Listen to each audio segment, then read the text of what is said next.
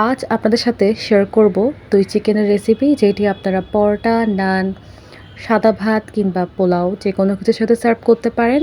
তো দেখে নেওয়া যাক আজকের সহজ পদ্ধতিতে দই চিকেনের রেসিপির সম্পূর্ণ প্রসেস। শুরুতেই আমি একটি বোল নিয়ে নিয়েছি। বোলে পরিমাণ মতো মাংস নিয়ে নিয়েছি।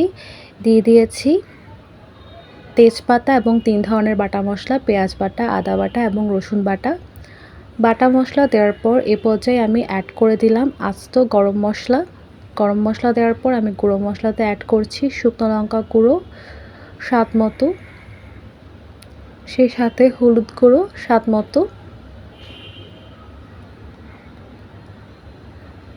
এ পর্যায়ে আমি দিয়ে দিচ্ছি স্বাদ মতো লবণ, সেই সাথে দিয়ে দিচ্ছি গোলমরিচের গুঁড়ো। অ্যাড করে দিচ্ছি আমি এখানে টক দই। আপনারা বাসায় বানানো টক দই কিংবা যে কোনো ব্র্যান্ডের টক দই এখানে ইউজ করতে পারেন। এই পর্যায়ে আমি অ্যাড করে দেব স্বাদ মতো সরিষা তেল। সব কিছু একসাথে ভালো মতো আমি হাতের সাহায্যে মাখিয়ে নিচ্ছি এবং আধা ঘন্টার জন্য এটাকে রেস্টে রেখে দেব। সব কিছু মাখানোর পর তো অলমোস্ট মাখানো হয়ে এসেছে। এ পর্যায়ে আমি আধ ঘন্টার জন্য এটাকে ঢাকনা দিয়ে রেখে দিলাম। ফিরে আসছি আধ ঘন্টা পর।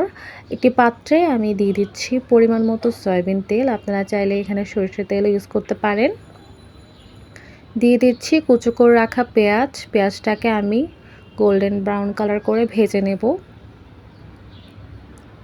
তো খানিকটা সময় নিয়ে আমি এভাবে পেঁয়াজটাকে ভেজে নিলাম, দেখতেই পাচ্ছেন।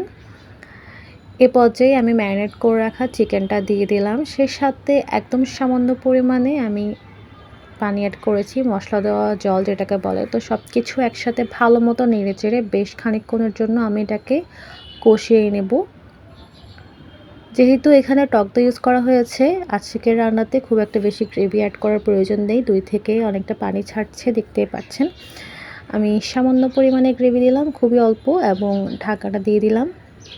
বেশ খানিকক্ষণ পর আমি অ্যাড করে দিলাম 2 আস্ত কাঁচা লঙ্কা।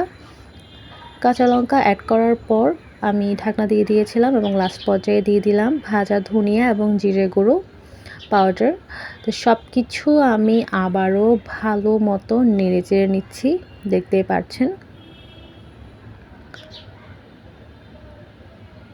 তো ঢাকনাটা দিয়ে দিলাম এবং চুলার আঁচটা আমি নিভিয়ে দিচ্ছি।